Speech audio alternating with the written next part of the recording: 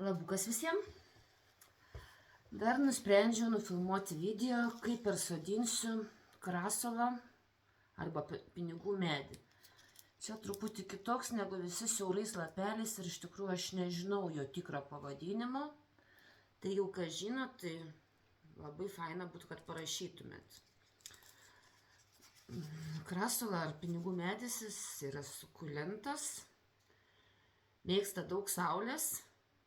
Nors sako, kuo tamsesni lapai, tuo mažiau saulės reikia šviesos.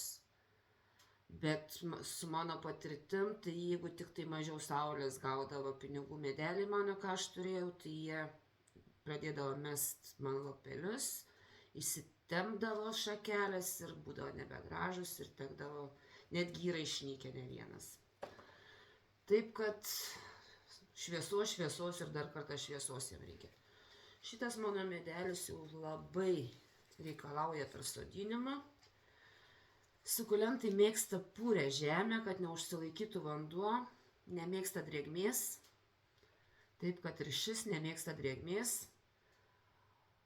Žemę reikia maišyti, imu paprastą universalią augalų, kambarinių augalų žemę ir maišau su perlitu. Tai va. Parinkau didesnį vazoniuką, gal čia truputį bus ir per didelis, bet aš pačiom pabersiu truputį keramzitą. Keramzitas irgi neleis išsilaikyti drėgmiai. Tai va. Na ir ką. Čia aš jau turiu susimaišius žemę su perlitu.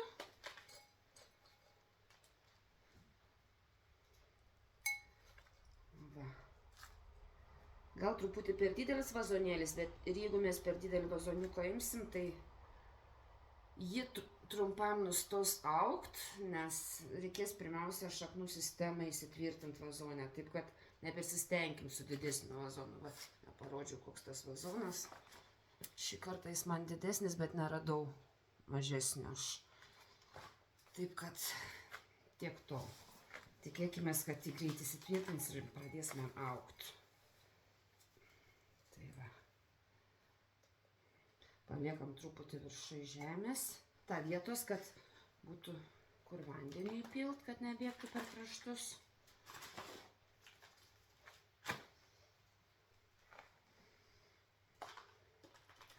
Nežinau, kas nežino, sukulentus aplamai lengva labai daugint.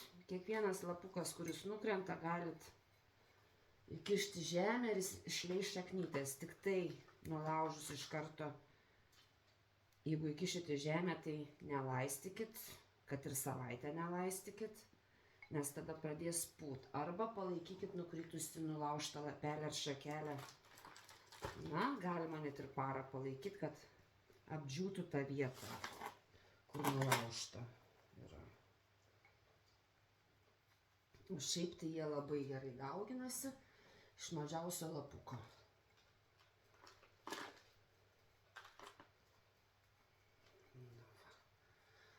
Mes stumsim iškart ten giliai prie lango kažkur, kad jinai gautų kuo daugiau man šviesos ir kad šį kartą tikrai neišnyktų, nedarysiu klaidos.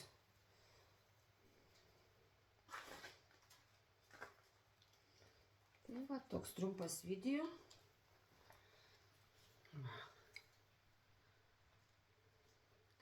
Jei jau reikalingas palaistymas, iš tikrųjų prieš persodinimą geriau kiek laiko nelaisti, tada lengviau išsiema iš vazonėlio ir jau palaistom, kai persodinam. Tai tiek, ačiū, kad žiūrėjot. Gero laiko visiems.